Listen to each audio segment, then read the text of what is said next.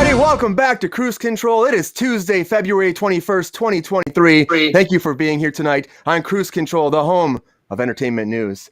I am your host, Brian Kruse. Welcome back again. Welcome back. Thank you for being here on Tuesday. And joining me, as always, is my co-host, Miss Sabrina Vittori. Sabrina, welcome back to the program. How are you doing tonight? I'm wonderful. How are you? Doing great. Happy Tuesday, right? Happy Tuesday. Happy Tuesday, yes. You have a good day today? I'm Howdy, happy Rachel. It's not Monday. As the week moves on, right? The week continues. And Absolutely. joining us here for the very, very first time here on Kruse Control is our guest, Miss Eden Goldsmith. Eden, welcome to the program. How are you doing tonight? I'm good. Thanks for having me. I'm so honored right now. We appreciate you being here tonight. It should be a fun program. How was your day? Excited. It was a normal Tuesday, I'd say. Nothing too crazy, but I guess I get to finish off the night in doing something fun. So Yeah. Talking about some entertainment news, chatting, have a good Exactly. conversation. It'll be a Yeah. lot of fun. But anyways, as we always do, I'm going to jump right into it. Hump day tomorrow. Yes, GR, tomorrow is hump day, everybody. But I'm going to jump right into it as we always do. So now it's time for some breaking news.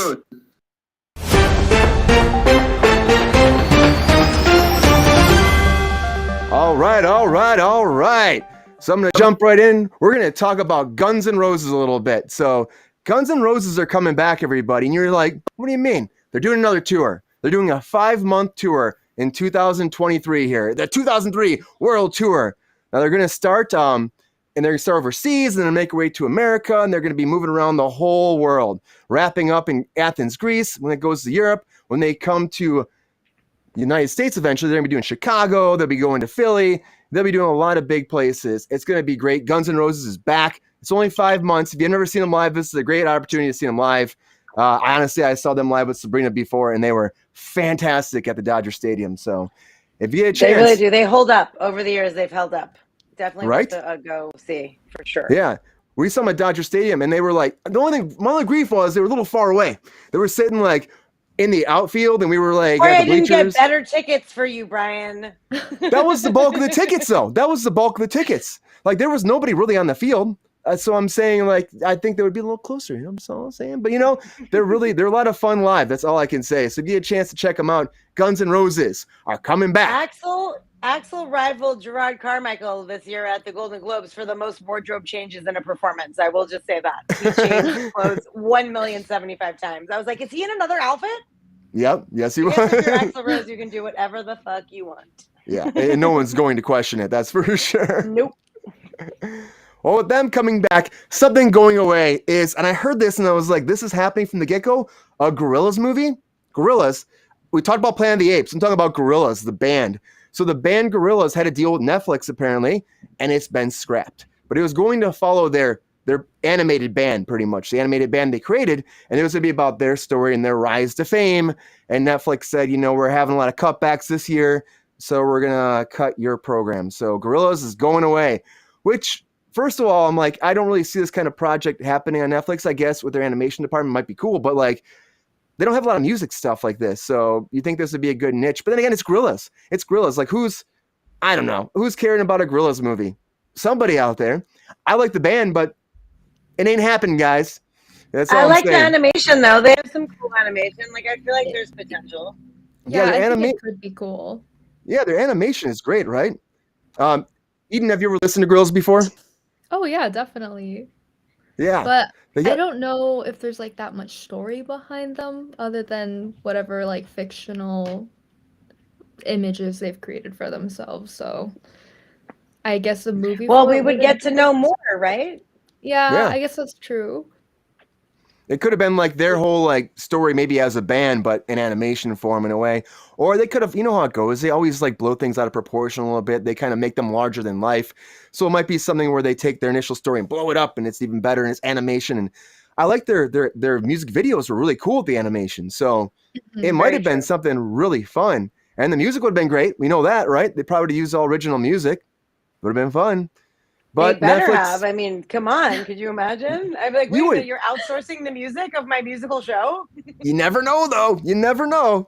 But Netflix said, nah, we're not going to do it, which, again, maybe it'll go someplace else. Maybe somebody will be like, hey, this is a great idea. I didn't hear about this like we're talking about. And they'll be like, let's bring it over to Hulu, or let's bring it over to Crackle, or, there's so many different places. I know Crackle is probably a really random one to say, but anyways, it's not happening as of now. We will keep you updated if something does happen with that. Something that is happening, though, is Paul McCartney and Ringo Starr are going to be actually performing on the new Rolling Stones album, which I'm like, that's a head case for me. I'm like, they're actually going to be performing with the Rolling Stones.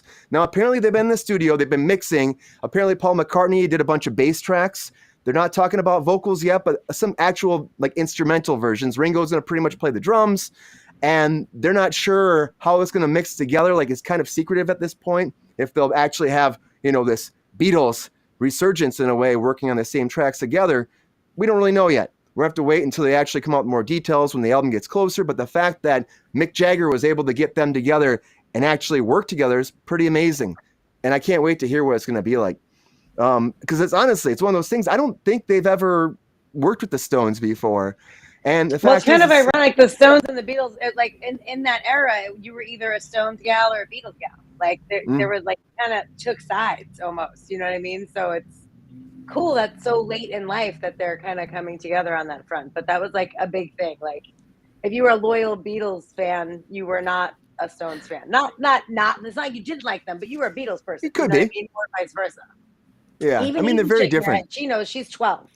Yeah, but I was a Beatles girl, not a Stone. Yeah, me too, baby. Me too. So. Yeah, the Beatles are fantastic. But the Stones make good music, right? Yeah, there's definitely some songs. I didn't use my time to listen to them as much as I did with the Beatles, though. So the Beatles are legendary. Yeah. Well, there's a lot of music, Eden. You can always check it out anytime you want on Apple Music or Spotify or Amazon Music or anywhere you get your local music. So it's out there. It's a lot of fun. Way to great plug stuff. the Stones, bud. I like your move. I plug everybody. I just plug it right away. Like, why not? Maybe one day they'll pay us. Who knows? But with that happening, I also want to talk about, and I want to do this briefly, about Alec Baldwin. So Alec Baldwin's back in the news again, and apparently they're going to be dropping the opportunity to send him to jail for 5 years. Yep, that's going away. So he's still facing involuntary manslaughter charges. That's still happening. But the second degree charge, or his second charge, is going away. And with that goes away the opportunity to put him away for 5 years. Now, this just came out today. It's a big win for his defense team. They came out. They've been like arguing back and forth. It's all about the gun. They're like, we should not have to be like, in the news. We shouldn't have to be like charged for this because this is not right. And they went back and forth, and the DA eventually threw it out. They threw it out. But he's still being charged. He could get up to 6 months in jail, not 5 years though. He could still get the charges.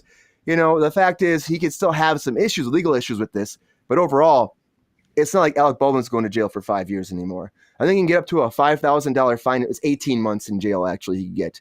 And it was like a whole firearm enhancement clause, and that's what they were going after. And since that's being dropped, he won't be fine with all that jail time. So he'll still get a fine maybe, and we'll see where this develops. But it's moving forward, and we're not really sure what's going to happen. And yeah, GR, he might not get shit, Initially, I thought that this was going to be one of those things where they would maybe try and make an example out of him.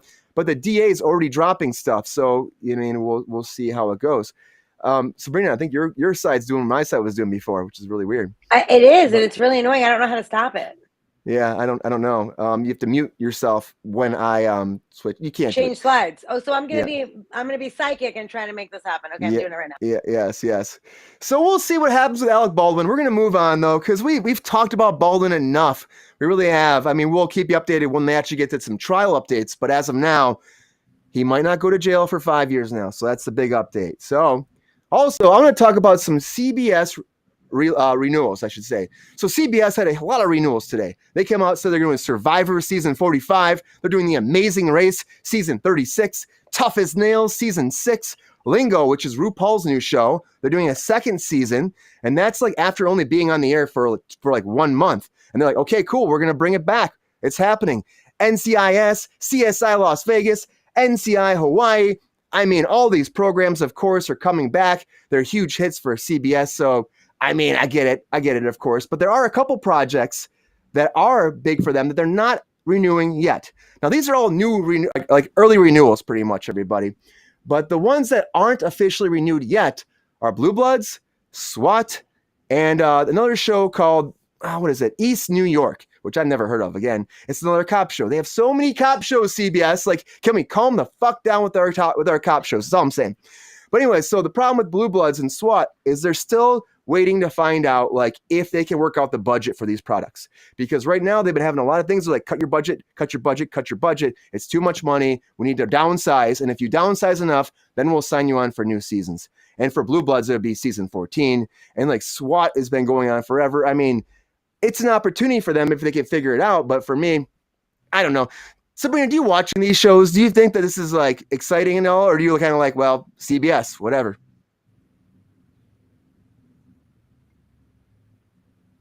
We can't hear you. I muted because of the sound issue.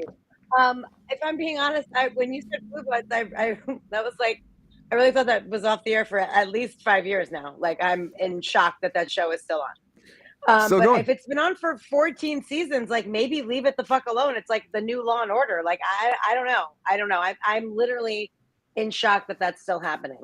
Well, the 13th SWAT, is airing right now. Shamar popped off of Criminal Minds and jumped into doing SWAT, and it's, you know what, there's two, like, legal shows and cop shows do very well. Procedural shows, like, they do very well, like, you know, and even Grey's Anatomy made like an ER, like hospital shows, like procedural shows do well. So I mean, I think it would be odd if they didn't go for another season, only because it's been working for so long, like, and no one likes to take a chance on new ideas. Unfortunately, they'd prefer to recycle shit. So, and it's their bread and butter. It's their bread and butter, and I know what's East New York was blah blah blah, and the other two are okay. Yeah, I get that. I can see that, and I know have you seen either of those shows? I don't even know what we're talking about. They're so not even important to me. Don't worry, Eden. I have the shows that you're probably super excited about that are coming back right now. You're super excited about 60 Minutes and 48 Hours are coming back for their 55th and their 36th Hello, seasons. Brian. And right, Eden, you're super excited about 60 Minutes, right? I could not wait to even hear you talk about it. Of course, these have been going on until you got to the 60 Minutes, because that yes. But these are staple news programs for CBS, so yeah, they're not going anywhere. It's just a standard renewal. So, you know, the thing is, for CBS, all this stuff is standard. I imagine they'll renew all three of those other programs at the flick of a dime before you know it, because honestly, it's what they do and it works for their demographic. So I'm not surprised by any of this news. One thing I did hear that I was surprised about, though, was Liam Neeson. Liam Neeson was up for James Bond. This was a thing, everybody. He was up for James Bond back in the 90s. He came out in an interview recently, and he said that he was contacted several times to play Bond, but he had to turn it down. This was right after he came off of the nomination for Best Actor for Schindler's List. And they're like, this guy's the next Bond. So they contacted him over and over again. And at first he's like, yeah, that sounds cool. Like, James Bond, why not? At that point in his career, could be a huge opportunity for him. Think about how many movies he would have done. But his girlfriend at the time said, if you become James Bond, we're not getting married. So Liam Neeson said to himself, I love her so much, I will not be 007. And he said he made a little joke about how he came up behind her and he's like holding his hand like a gun. He's like, dun, dun, dun, dun, I won't do it, dun, dun, dun, dun, dun, dun. I don't know, something like that. But anyways, Eden, let me ask you, do you know Liam Neeson at all? And what do you think about him being James Bond? Or are you like, who the hell is this guy? No, I know who he is, but I guess he does not have the image I would, put with 007. I mean, even just the photo that was just popped up on the screen, he kind of looks homeless to me.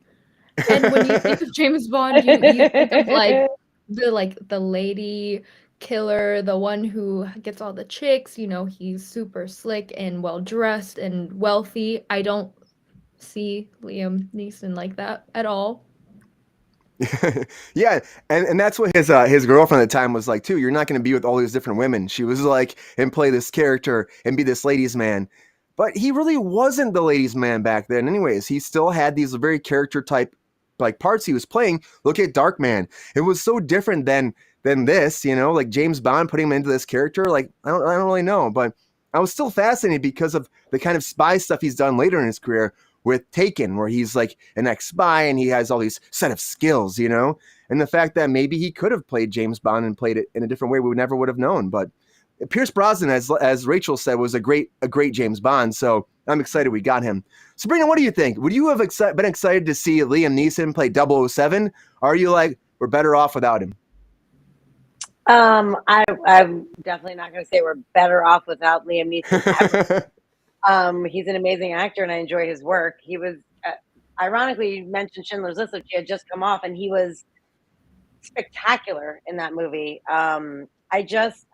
I feel like Pierce Brosnan was the right choice. And also, GR, I take offense to you saying dump that bitch, okay? An amazing woman. They had a very long life together until she passed, rest her soul. And they were together like two little lovebirds, like Paul and Stella McCartney, until she passed. So I think he made the right choice because he had the love of his life by his side. And even though that meant turning down James Bond, he has had an illustrious career with amazing roles that he's played that people, you know, many actors would wish that they had the career that he had. So I don't think it affected him at all. He kept his relationship, and secretly, I think if he took the role, she wouldn't have broken up with him. But just saying. Yeah. I mean, honestly, who knows? And the fact is, like he was saying, that's a tough. Like GR was saying, that's a tough call though to still like turn down being 007. And then think about his career. His career didn't really have a lot of hits after that. Like he did a few things, but if he would have been 007, he might have had a whole different career path because he went away for years. And then it was the Taken movies that kind of brought him back to make him this action star out of nowhere in like his 60s, you know? So for him, he might have had a little break there. But then again, he had that time with the love of his life. So there's a trade-off for you. Maybe it was worth it overall because it's hard to get that time as an actor. It just is. But I was surprised to hear this. I really was. And, you know, end of the day, I think I would have been cool with him being 007. Would it have lasted a long time? I don't know. He might have been one of those flash in the pan, done one and been it, you know? This is for GR. He said I'm entitled to be wrong. But being wrong is not one of them. That's what she says. I have my own faults. Just wanted to show you my sign. That was my grandfather's, and now it's mine because I earned it. But yes, I agree, Sabrina. That's a great philosophy. But you know, he's not 007. It didn't happen. He still has had a great career. He became Qui-Gon Jinn. He became Qui-Gon Jinn. He had a great career, or he's had a great career, and that man's not done. It's literally another language. Qui-Gon Jinn. Qui-Gon Jinn. Mugu Gaipan. And one person that's definitely not. Noodles. You call it noodles? Noodles? Why noodles? Because Mugu Gaipan is a noodle dish, isn't it, or a vegetable dish? Don't know. Come on, help me out. Come on, Eden, you got that? This sounds Chinese. I'm the wrong person for this. It definitely is Chinese, but there's Korean Chinese food. You taught me that. They don't have Mugu Gaipan. I don't have a response to any of this. I don't know. No one does. And what do you mean he was dark? What does that mean? Maybe Dark Man, maybe is that, or maybe because he's more brooding, you know, for 007. Because you think about how suave and, you know, and upbeat 007 is. He has to play this ladies' man. I mean, Liam Neeson could do it. He's a good actor, but it wasn't meant to be. A lot of this times happen. It's like when they had Nick Cage up for Superman. End of the day, how would Nick Cage have been Superman? I don't think it would have been that great. No. I would have loved to see it, but Nick Cage flying through, be like, no. I would have laughed about it for a long time. Thank you for clarifying, Lexi. Wasn't meant to be. But something that is meant to be, and moving forward, is a Lilo and Sitch feature film live action. It's happening. It's going down, and the very first person they announced for the cast is Zach Galifianakis. So Zach's coming in, which my question is, which I haven't said who he's actually playing, is he just going to be doing the voice of Stitch? And if that's the point, is he like a Vin Diesel thing typically? I don't know. But they announced this project about 5 years ago, pretty much. And it's just got movement this past July. That's a long time to be sitting on this. When Zach signed on, that's when it started moving forward. They've been searching for Lilo. And it's like, and her older sister, Nani, is that how you say it? I always mispronounce names, but I probably butchered it. And it's not going to be a remake. I'm pretty sure that's right. I'm pretty sure.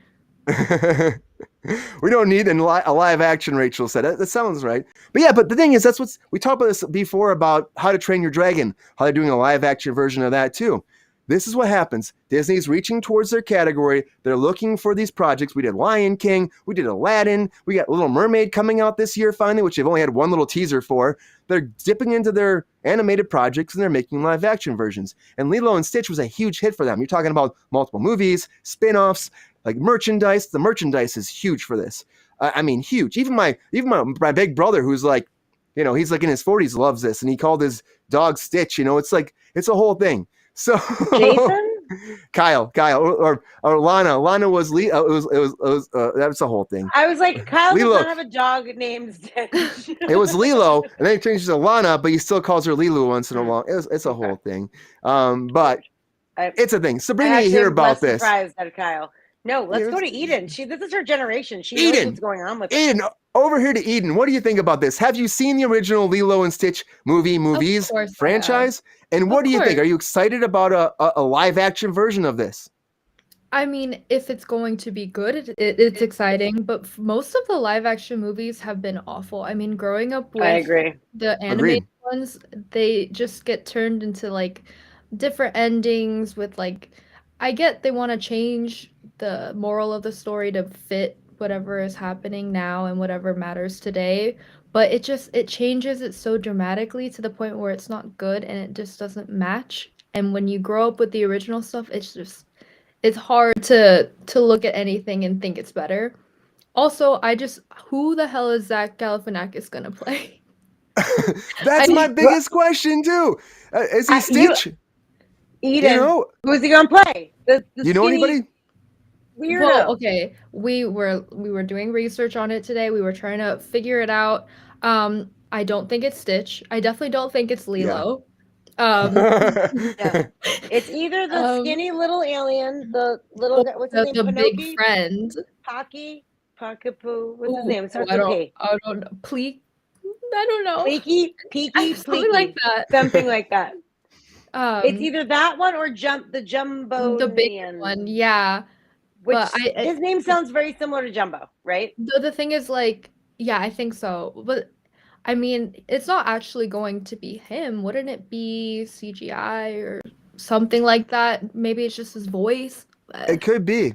But the fact is they're signing him on first just name power, you know? So he might just be a voiceover artist, and that might be at the end of the day. But that's why I was like, I don't know where he play. Like, who's he going to play, you know? Then again, like, the way they're doing, like, Little Mermaid, they're switching it all up, so you never know. Like, it could be any which way. You never know what they're going to do with this. Maybe Stitch is now human. But live action is, like, very, like, it's like there was a live action Lion King, but it was not live action at all. It was just CGI. Realistic lions. Like, yeah, like, Ooh. I mean, so like, what is going to be live action about this? The one girl, and is she going to be like in a land of like all these like aliens? Like, I need the term live action to be defined a little bit. Well, better. it takes place in Hawaii, right? The whole thing. Yeah. Lexi was saying maybe he's going to be a scientist tracking down Stitch, which will make sense if he's a scientist, like trying to find her. Scientist. Yeah. Yeah, I think any remake of it should be. I think it would be interesting if it were more horror themed rather than targeted towards kids. Only because, I mean, he's an alien. And at the end of the day, he's like being tracked down because he starts out in like an alien prison for being this creation that's destructive. Really? So then I'm almost thinking like, you know, if you're gonna make him realistic, why not make him a little scary? Yeah. Yeah. That'd be good. To be honest, he looks a little scary, like with the large mouth and the many teeth. I'm just saying. There's a slight scary, but do the voice. Eden, do the voice. No, I'm not doing that. Oh, you have a voice? Come on. No, I'm not doing Called that out. Here. Called out live. You're on Kruse Control. Come on, give me Stitch, please. I can't do it under this. I think my throat is so is good. It was like something about family. I don't know what it is. No. She did so Was good. Vin Diesel here? There it is. She didn't know what Stitch sounded like, and we were talking about Zach Galifianakis being the voice. I was like, it's easy, just really nasally. She said Stitch doesn't say anything but like 3 words. Like, so they're not going to have Zach Galifianakis do that. Yeah, I feel Right? like, but look at they had Vin Diesel be Groot, so you never know. Yeah, but he You said never I know. am Groot like 352 times. Like Stitch is like not a chatter. He's like an But alien. He's not let's chatty. be honest. How many times did we record "I Am Groot"? You probably recorded it one time, and they put like a bunch of synthesizers and amplifiers on it, no. and ups and downs and lefts and rights, and stop talking. I take huge offense to what you just said. I don't even like Vin Diesel, but that is offensive. Okay, I read several articles about this because I love Groot so much, and I was so shocked that Dominic Toretto could be Groot, like someone I loved so much. He was in the sound booth for hours and hours, and like literally every inflection of every line, whatever was going on in the script, he would recreate that with his dumb voice. And I don't know how it sounded so amazing and how it worked so well. I guess if I don't have to look at his big head, I'm very happy with him. But if I have to look at him, I'm not happy about it at all. I don't want to see anything that has to do with Vin Diesel. However, he took it very seriously and spent many, many hours in the booth and went through it line by line and delivered it many different ways for each time he had to say I am Groot, depending upon what it meant. Did he dance between takes? Was he dancing like Beyonce? Me, but maybe I don't know. I could see it. I could totally see it. I don't know. We'll see what Zach plays in this. I'm not really sure. And it's one of those things again. It's like it's so early on. They just move forward now that they actually signed Zach on. So maybe it'll be something that'll like actually be pushing forward, more announcements moving forward. We'll hear more about it soon, I imagine. But it's like The Little Mermaid. I'm not that excited about it. I did see that new teaser, and I was like, it looks all right. The singing sounds good. So and Ursula looks good too. Like McCarthy playing Ursula. I'm surprised.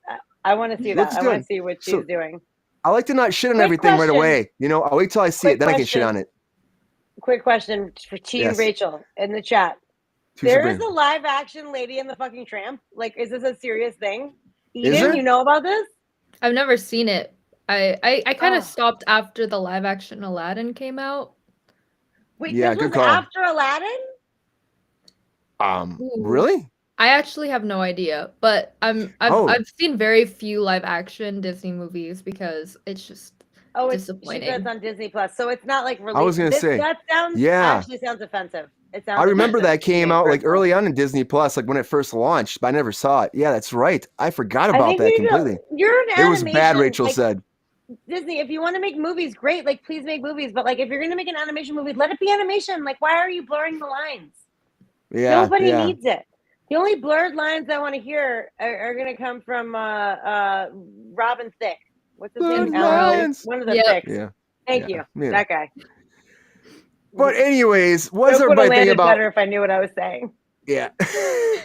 What's everybody think about Lilo and Stitch? Honestly, I don't know. We'll see. Like I said, I don't shit on it until it comes out. Yeah. It probably is. There was a live action 101 Dalmatians? Oh yeah, there were. There were a couple. I think there was like two, wasn't there? No, there was the one. Well, of course there was Cruella with there was Cruella, which was really good. That's different. That's awesome movie. Yeah, awesome movie. But I think like there was somebody big I think played Cruella in the original one. Oh, Glenn Close. Yeah. You're 100% right. Yeah. But that's not. Wait, that was like the OG one, right? I mean, yeah. I mean, you're talking about going back a little bit. I mean, it wasn't like in the past 15 years. So you're right. I think it was in the 90s, early 2000s, something like that. I wish I could remember. I need to brush up on my Disney, apparently. Somebody can fact check me because I don't know 100%, but I know it was a while ago because Cruella came out not too long ago, and Cruella was low blow, David Goldsmith. Low blow, sir. It was bad, like fried seafood lunch. My heart is breaking for you, sir. And that is why you don't remember it, Sabrina. I'm just saying. Oh. Anyways. It wasn't that bad. We're going to talk about our next subject here. I want to talk about Ozark for a second. And of course, it's been a while since Ozark came out. We know that. It's been a minute. But the actual creator of Ozark came out and he's like, I want to put to bed all this controversy about what happened at the end. Because a lot of people are like, did Jonah... Okay, again. First of all, hold on. Spoilers. If you haven't seen Ozark, I recommend that you just stop listening for 2 minutes because this show is so good and you should watch it. Yeah, so spoilers. Spoilers if you haven't watched it. We're talking about the very, very tippy top of the end. Tippy top? We're talking about the very end of the product. So at the very end, the very last scene of the whole show, Jonah has a gun. and there's a gunfire, and it goes black, and it's pretty much for me. I thought that he killed Mel. Mel was this investigator that came in there and was investigating the family and trying to take them down. Well, the creator's saying yes, he just shot Mel. That was it. He did not shoot the rest of his family, because everyone was saying online, "Oh, he killed his parents. He killed his parents, and then he turned them all in, and it was all like taken care of because he was going to turn the whole family in." No, the creator is saying Jonah did not do that. That wasn't how it was going. Whoever thought that is obviously a moron and never watched the show, like with the whole mind attack. I know, but I didn't think he killed the family either. But this has been a thing online apparently, No shit, and they said that Jonah now has a scarlet letter next to his name, and the family is free, and the birds end up with blood on their hands at the very end. So this final shot. At the very end, they have blood on their hands the whole show long. I know, that's what the creators said, like they had blood in their hands. And he said the reason why they didn't actually show the gunfire was because we didn't need the blood in the guts. It's intended, it's insinuated, like the gunfire shows enough. That's the end of the whole show. Like, why do we got to show the person die? Cut to, blood dripping down, cut to their reactions, cut to, we don't need all that shit. So like, let's just stop it right there. Gunfire, show's done, goodbye. To me, it makes sense, As an editing aspect too, I think if you shot that in post, you would cut all that shit anyways. Like, what's the point of it? There really is no point. The show's done. We're over with. I never saw a parallel to The Sopranos until Rachel just said this right now. Honestly, I never saw a parallel. But now that you say it, I see what you're saying. I do actually, and it actually makes a lot of sense. But at the same time, like watching Ozark, like. I knew you knew way more than you knew what happened when they were sitting down. Like, it was much more ambiguous than Sopranos is what I'm saying, in my opinion. And like, I know Jonah was a little on the fence last season, but I feel like, I'm bringing it back to the Sopranos again, family motherfucker. So I just feel like there's no way, like Jonah definitely did what he was supposed to do. Like, in my opinion, like, I don't know. But he gave two shits about family until the very end. He definitely turned on his family. Toretto would not be happy with him for a while. He's 12, so give him a minute. He's 12, like he's working it out, and obviously he wasn't pleased with Ruth's demise, but yeah, it was a lot. At the same time, like great show. Like you have, it's a great show. Honestly, if you haven't seen it, please, like, well. If we ruined it for you, don't watch it because it's pretty up and down. You want to see? Eden, have you seen this, Eden, or no? I haven't, so technically you ruined it for me. But the whole show's ruined. I asked you, and you said you were never going to watch it. How dare you? Yeah, well, true. These characters don't mean anything to you probably either. So you forget about this, and it won't matter. So it'll be fine. Yeah, and it's a great performance across the board from the whole cast. You should check it out. The whole cast is a great performance. It's very gripping. Usually I'll say like the first episode or two, it takes a second. It's a little slow when they build, but then once they get to like episode 3 or 4, great show. But they do a lot of building in the beginning. Like season 3 had a slow start, like but you have to like kind of get into it. No, yeah, as a teenager, I just want the shows that's full of sex, love, drugs, partying, a bunch of hot people, and I just want it to all, like, every episode a different thing, just boom, boom, boom, boom. I don't want a slow TV show. Well, Ozarks is a very surprising story about a normal family who becomes basically a drug money launderer, so I feel like this is up your alley. Are there a bunch of hot teenage guys in it, or no? Because I'm not gonna throw hot around, but I definitely would not throw hot around. They're in the Ozarks. Also not frequent. Well, the people came for spring break. There were some hot guys who showed up for spring break on a boat one season, right? I call shenanigans on that. Nope. No. This is not that kind of show. It's really not. We have a question. Who showed up on a boat. We have a question from David Goldsmith, and he's asking, "What does Eden like to watch these days?" I feel like I've finished everything that I've wanted to watch, but I know that the new season of You just came out, so I'm doing that. She loves herself some Penn Bagley. I do. Lexi in the chat said Euphoria. It is. Yeah, I finished that. That is an awesome show. That's literally everything that I described. Hundo. Combination of it all. I'm so cheesy. I love Gossip Girl and like Vampire Diaries, all of that. Wait a minute. Like the original Gossip Girl? Oh yeah, not the new one. Isn't there a new one? There Okay, is, we're but not I into don't the like new it. one. That's horrible. Okay, No, no, okay, no. okay. No, I like all that stuff. I think they're. So you like the typical like teen drama shit, right? Unfortunately, yeah. Did Were you like Teen Wolf? I actually never What? watched it. Of course you didn't. I mean, What do you well, mean, of course that's I one of did? those I do. shows. What? Teen Wolf? Yeah, it's one of those shows. It was big, very popular. No. Girls Okay, don't want to Sabrina. see that shit. They do. I'm more into the Yeah. vampire scene rather than the wolf one. Oh, okay. So so. you're a vampire and not a werewolf. So do you Fair like enough. Twilight? Do you like Oh, definitely. Twilight? I love Twilight. You like a little sparkle Team Edward. Yeah, Pattinson. come on. Like call Pattinson. She totally thinks that Robert Pattinson is hot, which is so alarming to me. Did you see the Batman? I didn't, but I heard he just looks like a goth Batman. That's it, like an emo Batman. That's his version. He's Yeah, emo pretty much. cranky, is what he is. He's just emo cranky the entire time. No, I don't like that era of him. I like the Twilight era. Okay. Oh, so you like young Pattinson? Oh yeah. Even when he was in Harry Potter, I've never seen Harry Potter, but I'd He was in watch Harry it Potter? just for him. Yeah, he was in Harry Potter. He died, spoiler alert, in the Goblet of Fire. So I just said I didn't see that either, but thanks. It's only one movie. He's only in one movie. That's it. He does a little pop in. That's But true, I'm not yeah. going to tell you what his He's like a student and then he exits. That's fine. his arc is very pivotal to Harry Potter. That's all I'm going to say. Oh, it is. Oh. And Well, again, for the non-spoiler spoiler. J.K. Rowling can go suck up. That's all I'm saying. Anyways, we're gonna move on to our next thing. Yeah, so she we're came gonna out talk today about. with some extra cunty news. So there's that. Let's. I know. She just she's a lot.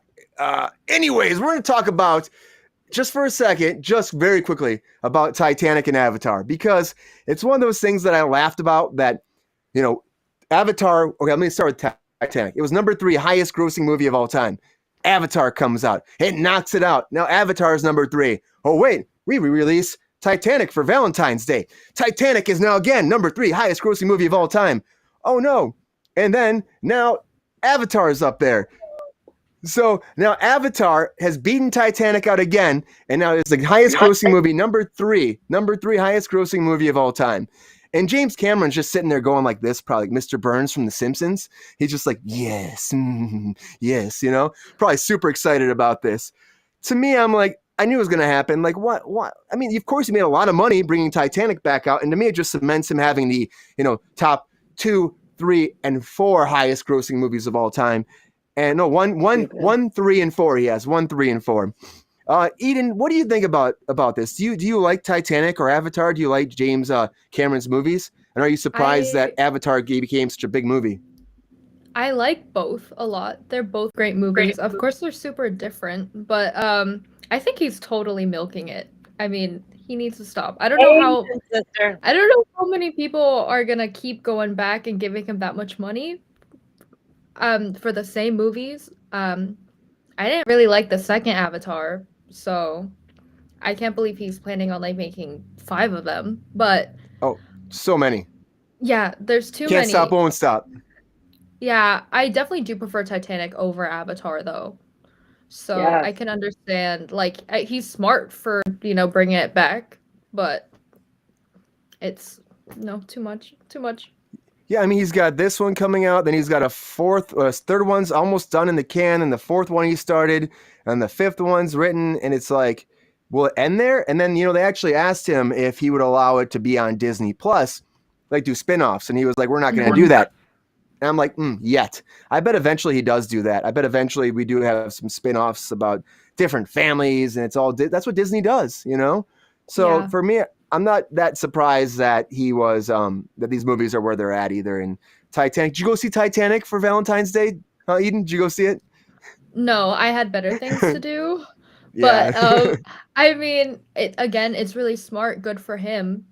But it's too much. He needs to relax. It's with cheating. it. It's cheating. Yeah. Eden, don't you think it's cheating? I was gonna say, I know what Spring's gonna say about this. It's been out for years. Everyone's seen it. How are you gonna put it back in theaters? He wants to keep himself in the top grossing directors of all time. And honestly, I get it, but rein it in, you Had your moment in the sun. You had a great movie, like many great movies. I'm not an Avatar person, but Titanic was a great movie. Let it be where it is. And also, like, it's kind of cheating financially. You're like, oh, you know what? I'm spending money doing stuff, and I need a boost. Let me just re-release a movie that I made so I can get more pocket change. Like, it's fucked. Any way you look at it, I don't care for it. I think it's stupid. I think it's cheating, and I think it shouldn't be allowed. Honestly, like unless Yeah. there's some like huge thing that like I don't know. Like I can't even think of like a specific instance where like there would be a need to bring something back to a theater. I'm sure there is one, and fine for that. But it's not Valentine's Day for Titanic when Rose let her boyfriend be murdered because she couldn't roll over on the door. Okay. Which we saw the test not too long ago. The test said he could have lived. They could have both lived. James Cameron proved it. Many scenarios he could have lived. Many. Yeah. Okay. Many Yeah. he died, but many he could have lived. I'm just saying. It's very frustrating. So a Valentine's Day where you murdered your love of your life, I don't really think that that's the time to re-release a movie. So No. like maybe if they built the Titanic, which they were trying to do, and set sail again, I don't know who the fuck would go on that ship. Maybe that would be a day that you re-release the Titanic, not on Valentine's Day when you murder the only person you ever loved. Okay, That's Not something into that's it. still I think it's happening, bullshit, Sabrina. and I think it's cheating.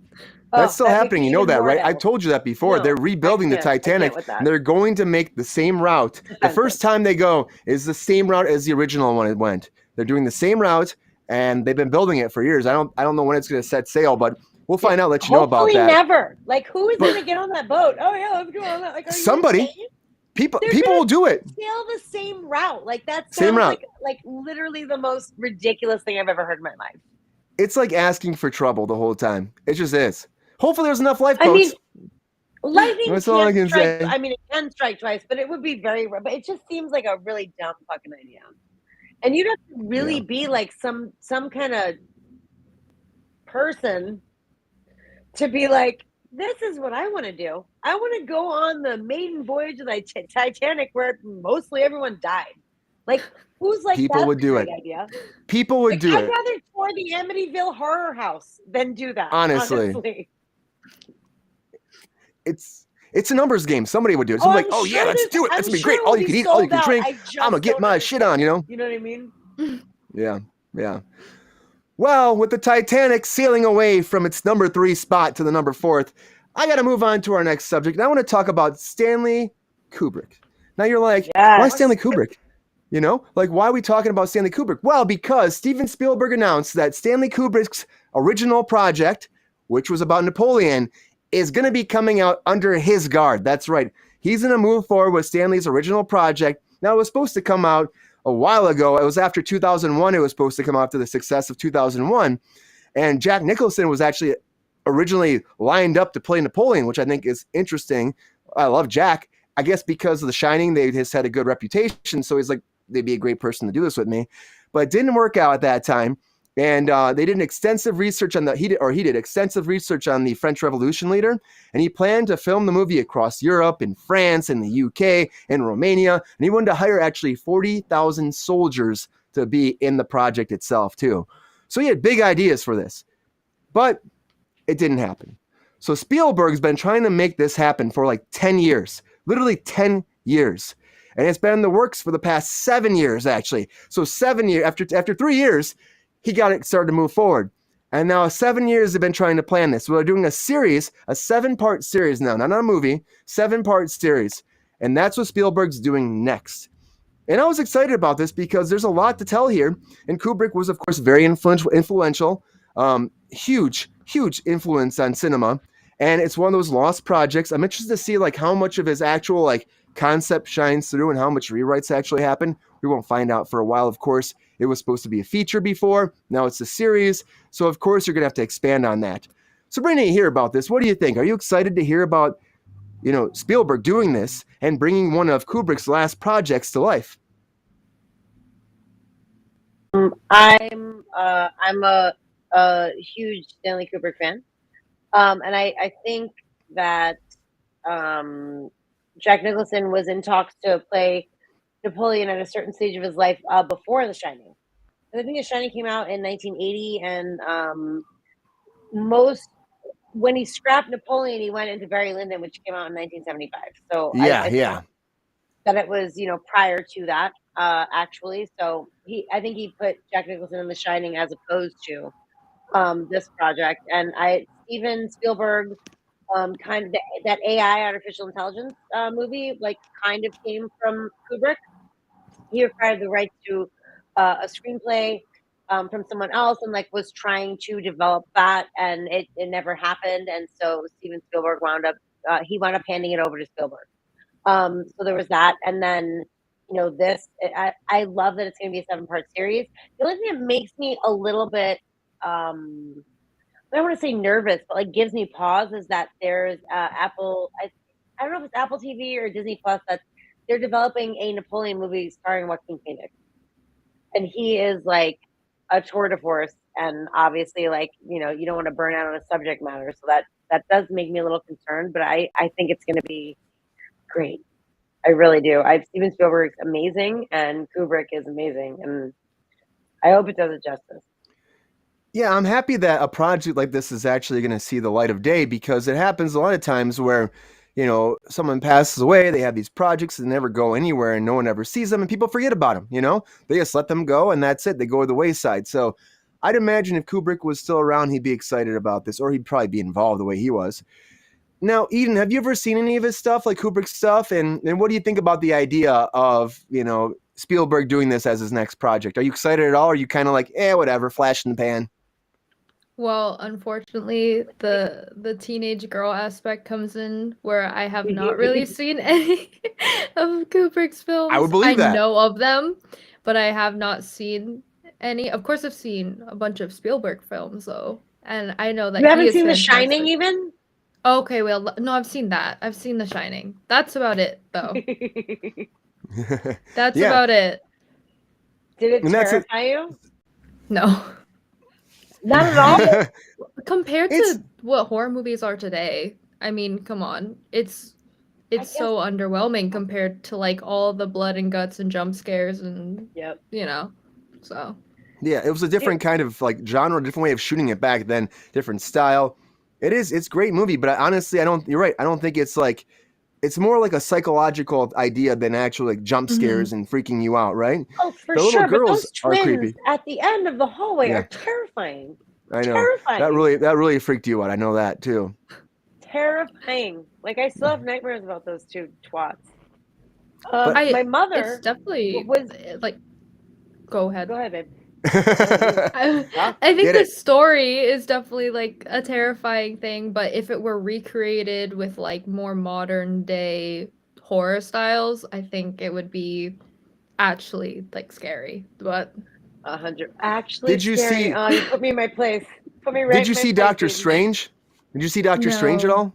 Because that was it's a sequel. It's a sequel for The Shining, and it had I'm going blank on his name. Ewan McGregor, played Danny, and it was more modern. I thought they did a great job with that movie, even though like a lot of people didn't see it because they expected it to be bad because it's making a sequel to The Shining. How's that going to be? Overall, I think the only problem is Jack can come back. There were some weird things, you know what I mean? Like there were some weird things that they like. The whole child soul sucking situation was odd. Right, but I still think it was done very well. Did I say Doctor Strange? Yeah. I thought you were searching for Ewan McGregor. I didn't even realize you said the wrong name. Come on, everybody. So I don't know. There was a lot of things that that were like I feel like some people couldn't get on board with, but like I really enjoyed it. I was very pleasantly surprised. We saw him like on the way to Vegas and like. I don't know where was that? Yeah, it was some Ontario town on the way. Something? Yeah, Ontario or something. Yeah, on the way to Vegas. We're like, let's go see a 3-hour movie, and I could not have been more pleased, honestly. It was really good. I mean, it was not The Shining, but it was really good. And Ewan McGregor is amazing. But The Shining, like I remember growing up and my mother being like, The Exorcist was the scariest thing I ever saw, and then I watched it. And I was like, this is so fake and ridiculous. Like, are you kidding? This scared you. So I understand you saying, that it wasn't really scary because it's, you're used to different things growing up generationally, watching films. So Yeah. I get that. I do feel a little old, but I get it. Thank you, Eden. But I No, think you're not Spielberg. old. Yeah, come on. But I think Spielberg is the right person to Right, take you're right. Kubrick's vision and actually bring it to life. It could be really great. And the fact that now it's a limited series will be fun. And we'll see who he casts and who he brings to light here. Honestly, I'm excited about it. I bet he puts a lot of time into this. And he's been thinking about it for 10 years. So come on. It's got to be the right time now. It has to be the right time, though. He must be ready for it if he's announcing it. So it's coming, everybody. And I think it's going to be great. Eden, I don't know if you want to stick around. We're about to go into our featured story. So if you'd like to stick around, you can. If you'd like to go, you can as well. It depends on you if you want any kind of spoilers for Ant-Man. No pressure, girl. If you want to go, you can go. I think I should go, but I also don't know how to leave. I can close your laptop. Yep. Okay. All right. Well, thank you for joining us. Appreciate you being here on Kruse Control. We'll have you back again sometime soon. Thank you so much. Yeah. Thank you so much. I'll probably see you all soon. So see you soon. Thank you for being here. And now we're going to jump into our featured story of the night.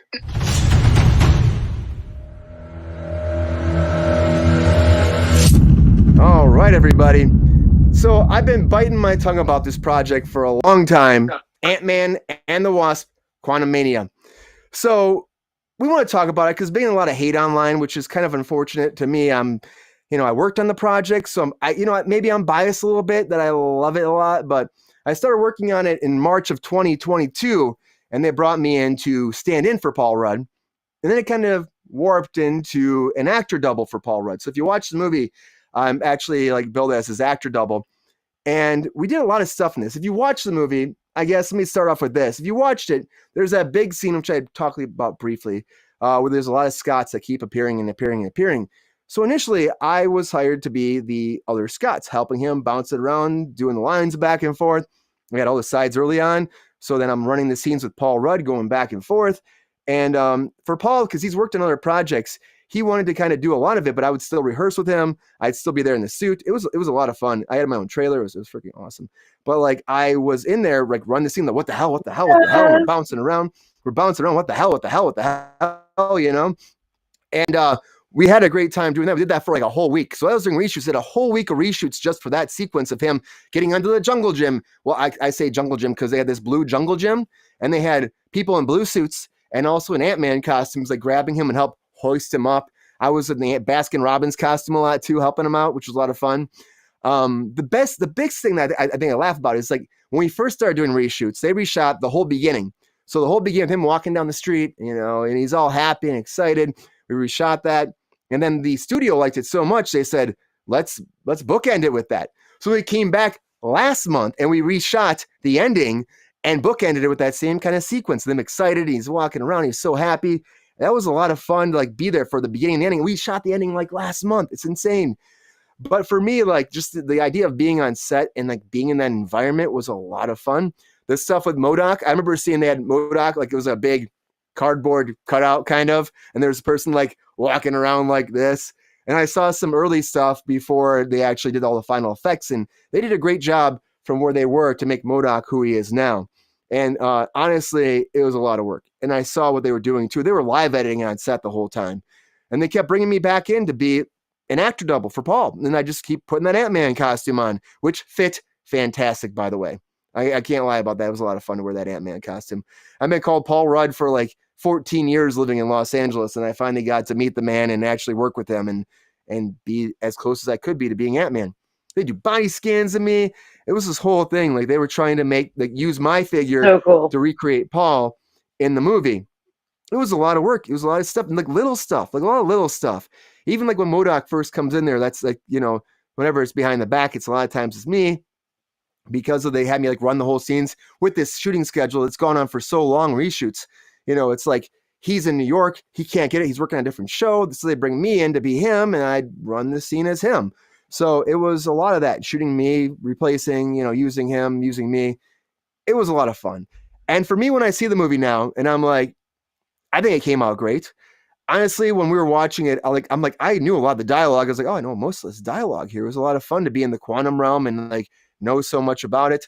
but it really, they did a great job. And you think about like a movie like this with the special effects and with the blue screen, it's hard to get it to look that good. And to me, it looked fantastic. Like it really did. I don't know if everybody's seen the movie yet. I know people are hating on it because they expected him to die. Everyone thought he was going to die. That was the whole thing. And I'm like, he's not going to die. I couldn't say that, but to me personally, I'm like, he's not going to die because I know we shot that dinner scene. And I was like, well, I guess he doesn't die. I guess he doesn't die, which is actually because they're leading up for more, everybody. You can't just kill Ant-Man right now. I will still put in there, we can bring in his son. Just saying, bring in his son. But for me, I enjoyed the movie overall. I mean, when they get into the quantum realm, they get in there very quick, which I thought was great. And everything that happens there, the characters drinking the ooze so they can understand each other, I thought that was fun. There's some conflicts about the big final act, about it being too big, not quirky enough for Ant-Man, and the fact that he could beat Kang, people went nuts about. For me, though, I'm not really sure he beat Kang. And I think that the people, like the all other variations of Kang, He beat the fuck out of Kang, bro.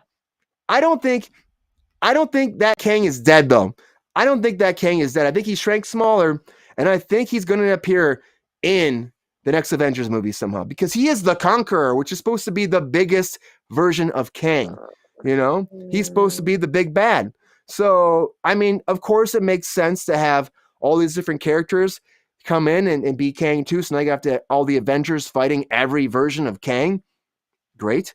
But to me, I still think the Conqueror is the one that everyone still talks about. So how do you kill the Conqueror off? And that was a problem too for me. It's like, you can't, how's Ant-Man kill him? Because Ant-Man's amazing. He's awesome, And there was also a lot of stuff that happened in the quantum realm. So the fact, I think he just shrank him, and I think he might come back. Sabrina, you saw Ant-Man and the Wasp, Quantumania. What's your thoughts about the project? Did you like it overall? What do you think about the critics' response to it? And do you think that Ant-Man should have lived? Do I think he should have? Obviously, I think he should have fucking lived. Like, that's a ridiculous question. Thank you for thinking that he shouldn't. Like, that's absurd. A lot of people thought he was going to die. I don't know why. Why would anyone think he's going to die? This doesn't even make sense to me. Like, he's Scott Lang. Like, let's not be ridiculous. I think if anyone was going to die, it should be the Wasp, because she's super annoying. But oh, geez. She was so nice, though. She was awesome. Evangeline, she was great. I have zero problems with her as a person. I obviously don't know her, but like, I feel like her character in this was so like angry, and like it was like almost like a Robert Pattinson Batman. Like, she's mad at her mom, she's mad at it. She's like always huffing and puffing and being pissed.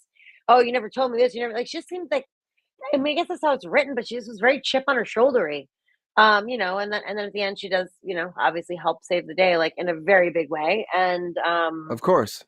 It was like very, I like the theme of family going throughout. I think Bill Murray was hilarious. Like, the guy who you mentioned, the ooze guy with the holes, he was amazing. Chidi was great.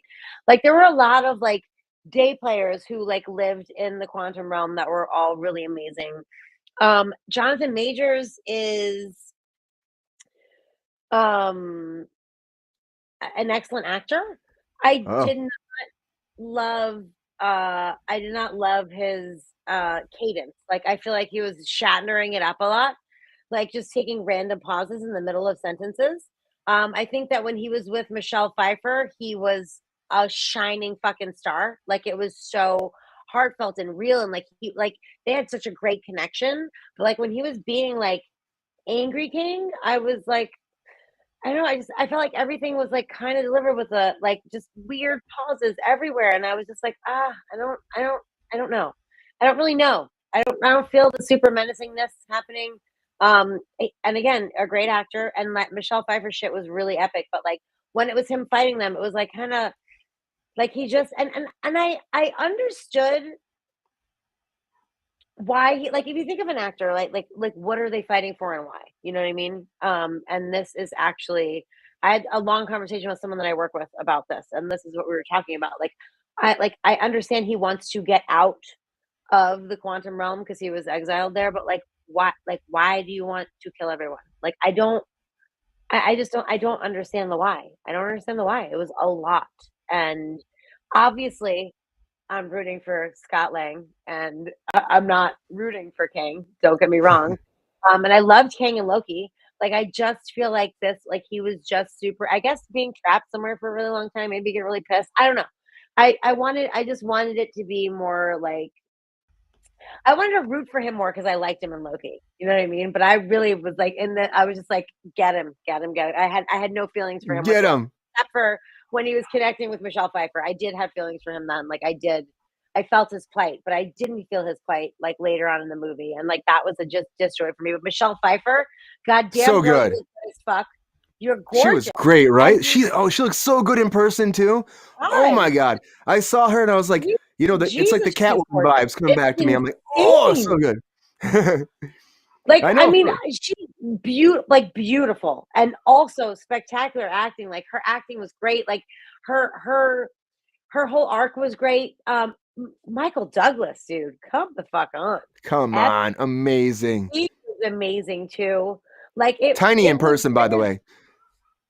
tiny. Did you say Yeah, tiny in I was person? surprised. I didn't think he was that short. I just didn't, Well, he like just one of survived those. throat cancer Yes. or something. And such a nice guy too. Such a nice guy. So I'm like, He had some that's one of those things. spectacular one-liners. He was Yeah. amazing.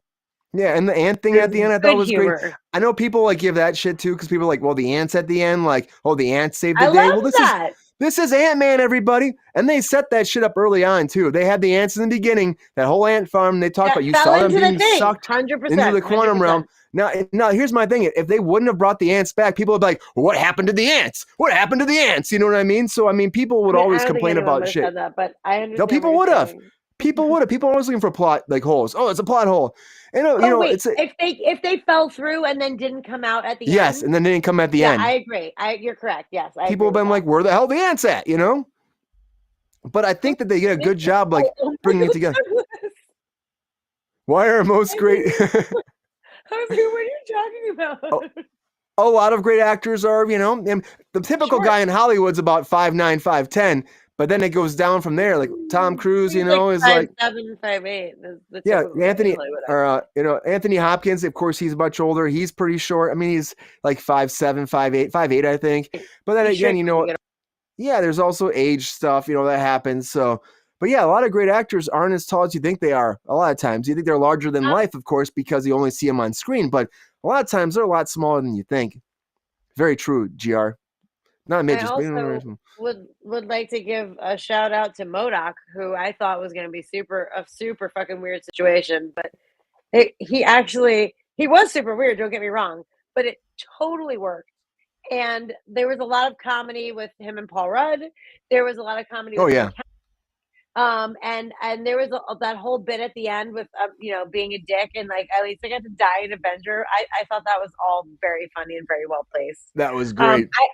I really liked it. I really liked it. I'm sad that people are giving it shit. I don't really understand why.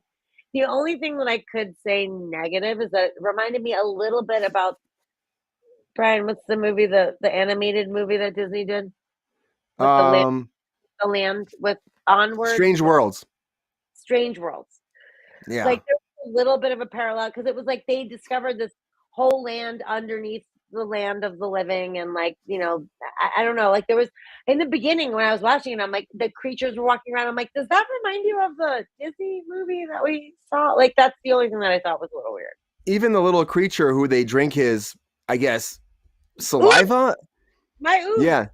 Yeah. Ooze. He said, drink the ooze. Holes. I'm gonna call him Holes. Because he's like, he's like, how many holes do you have? That was awesome. Veb, his name was Cassie Veb. was like, drink the ooze. Like when he first showed up in there, like that was his ooze. And he's like, oh, you just drank some of me. He was hilarious and amazing. Yeah, that was pretty good.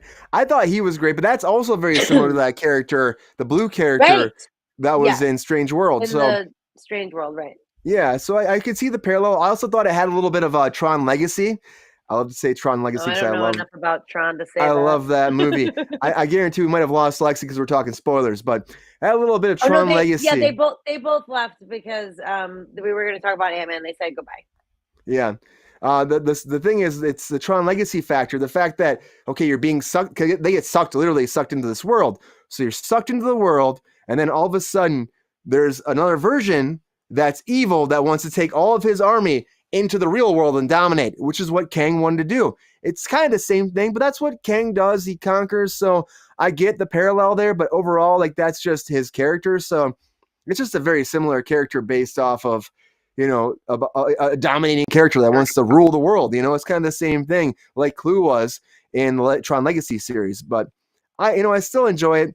And Jonathan Majors, I go back, I still think, okay, here's my only thing. I feel like they could have done older with the casting for Kang. Here's my one little thing. I think he does a great job. And I think he's very good in what he does. But just think of, and I said this to Sabrina before, and I'll say it now.